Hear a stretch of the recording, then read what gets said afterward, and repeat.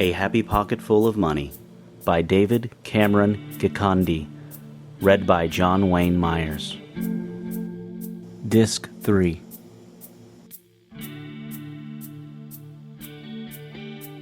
Target dates for goals are best set to the eternal moment of now.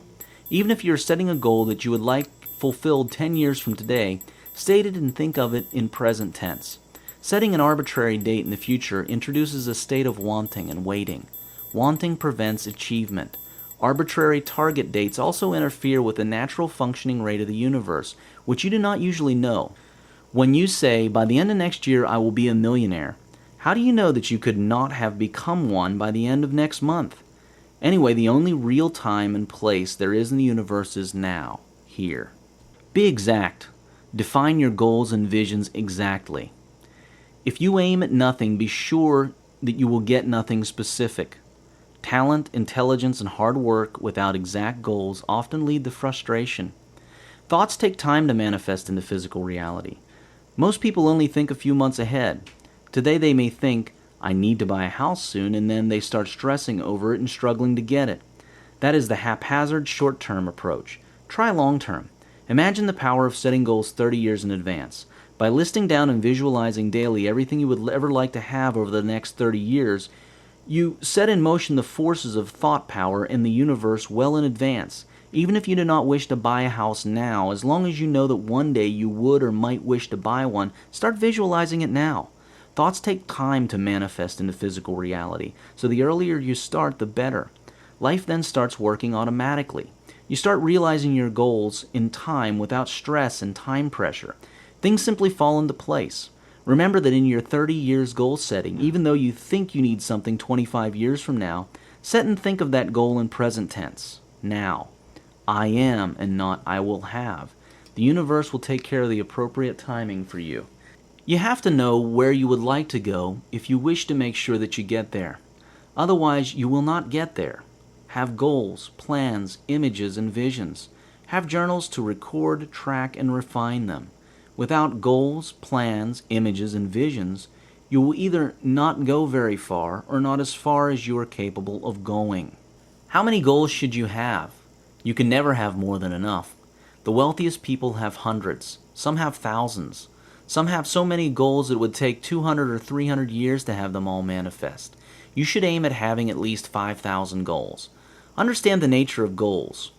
Number 1, goals are images of the mind, the stuff that the universe uses to create. So the more you have, the more you give the universe to work with, and nothing is impossible or difficult for the source. Number 2, goals have a tendency to just come true in the most unexpected times and sequences. The more goals you have, the richer your life experience will be. Number 3, when you reach a goal, its power disappears. You no longer have a driving force, and the universe no longer has anything to work with. So the more goals you have, the better. A person with one goal will achieve less than one with 100 goals. A person with 100 will achieve less than one with 1,000 goals. The fewer goals you have, the more you will achieve less results or the results of other people. The more you set, the more you get. How could you possibly have 5,000 goals? Easy. Think of details and of everything. List everything, even small things like have lilies in my garden, decorate my grandmother's house for her, fly in the Concorde, stay at the Ritz, donate to the Wildlife Conservation Fund, buy a BMW convertible, a Jeep, a jet, a boat, have a saltwater aquarium in my living room, get my father a golf set, buy books for orphan children, take a trip to the Great Wall of China, meet these people, date these type of people, work with these type of people, these type of shoes, clothing from this designer, these type of chairs from this shop, these ski boots, see these places in these countries, and so on. You can never run out of things which you would love to do, be, and see in this planet. The more you have them in your awareness, the more you will start meeting with coincidences in your life that make them come true. Life starts working magic, and you have passion and excitement. Remember, wealth is abundance expressed. Again, wealth is abundance expressed, translated into physical, manifested. Abundance is all there is. It is your true nature and the nature of life. When you think of wealth, do not think only of money and business. Think of everything that you wish to have, do, be, or see in your life and the lives of others. All life. Here is the greatest insight. You are merely an observer. Life gives unto life all on its own. In any case, it all exists. All you do is observe and experience. Try to understand this. You are an observer with a body to experience your observations. It is what you choose to observe and experience that determines what you observe and experience. It is all there for you automatically. So choose many things, and you will see many things. Another thing you should understand about goals and thoughts is this. Your goals are caused by you and everyone else, and vice versa. In other words, when you intend to have a boat, it causes an inspiration in a person suited to build boats to get into the boat business. It also inspires all the necessary events and middle people to take part appropriately to bring about your having that boat. Everybody wins. What do you think caused this book to be written for you? It is the effect of your previous desire to be wealthier, the desire of billions of other people to be wealthy, and my desire to spread wealth and be it. It is because you desire that a thing is created. Without your desire, nothing is created, and all you desire is created. You can correctly say that you wrote this book. Life gives unto life. You are an observer with a body to experience your observations. That is how it works. You observe what you choose to observe. You experience what and how you choose to experience. The more goals you have, the more you allow life to work through you for the good of all. Life's ultimate goal is to express itself, and it does so effortlessly, following your exact intentions and beliefs. Once you see this clearly, you will know without a shred of doubt that what you wish to have wishes to be with you more than you wish to be with it. Life wishes for nothing more than to express itself. So do not be shy now. Have very many goals. Do not make the mistake of making your goals only in money terms. Wealth is abundance expressed. Abundance means plenty of everything. Money is only a small aspect of wealth. Many people fail to get wealthy because they plan their goals in terms of money only. They say something like, make enough money to buy that car, or make $1 million to buy a house. There is a huge error in that sort of goal setting.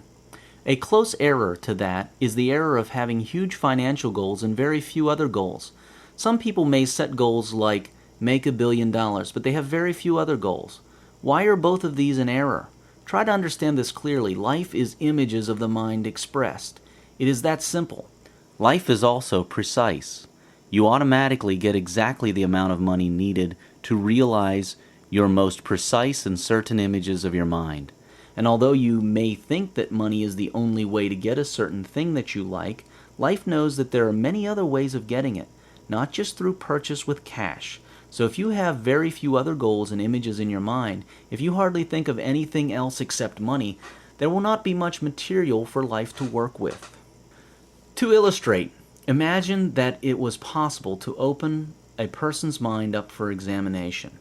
Now imagine there were two fictitious people, Jorg and Lee, and they both wished to become wealthy. Lee wished to have $1 billion, and that is all they thought about. On examination, Lee's mind showed few images of anything else. Even concerning his business or job, there were few images or goals related to customer numbers, quality, products, and so on. There are also few images and goals on all other aspects of his life.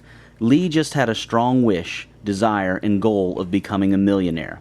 Now, Jorg also wished to be wealthy. However, unlike Lee, she also had cultivated many interests and desires in all aspects of her life. Her mind, on examination, was full of vibrant images of a wide variety of many things.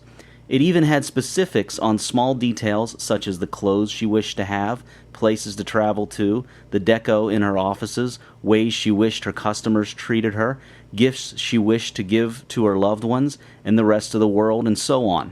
Now the question is, all other things held constant, who do you think became wealthier and in a much easier and seemingly coincidental and lucky way? Jorg, of course, will be the wealthier and in an easier way.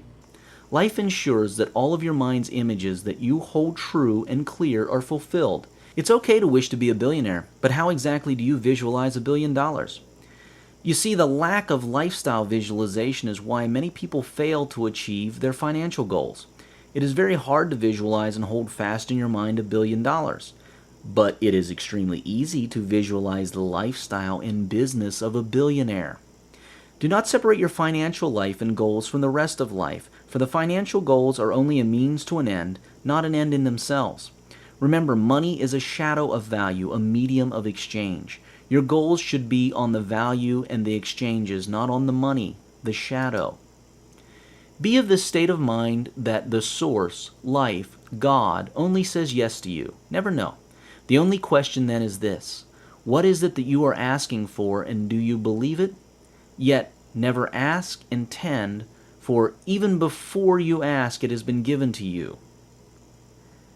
Whatever you ask for, whatever you intend, believingly, shall be yours. Without vision, we perish. The Bible. A major reason why people fall out of riches is that their goals reduce and their images of their mind fall. Sometimes this happens when something new comes into their life and they forget their original passion that got them wealthy in the first place. This new thing could be the birth of a child, the finding of a love partner, the achieving comfort, especially when a person comes from a poor background and gets rich, and so on. None of these things is bad, but it is good to know and keep in mind that if you ever find yourself going down, re-examine your goals and mental images. That is a powerful start to your finding out what is happening to your life, for life is images of the mind expressed. Read many magazines on all topics. Magazines give you ideas, images, goals, desires, and much more. The more images of mind you have, the richer your life will be. All other things held constant, to the extent that an individual or society has positive and grand goals in the right way, so will they have wealth and happiness. This wraps up our journey into thinking in the right way for wealth. Images, thoughts, and goals need to be in a certain way. They then need to be fitted into the bigger picture. In reality, thinking is step 2 of the wealth creation process, but it is the most often involved active step in wealth. Never ever forget, however, that thinking is step 2 of wealth creation. It is very important that you always remember this. So what is step 1? It is being, first cause.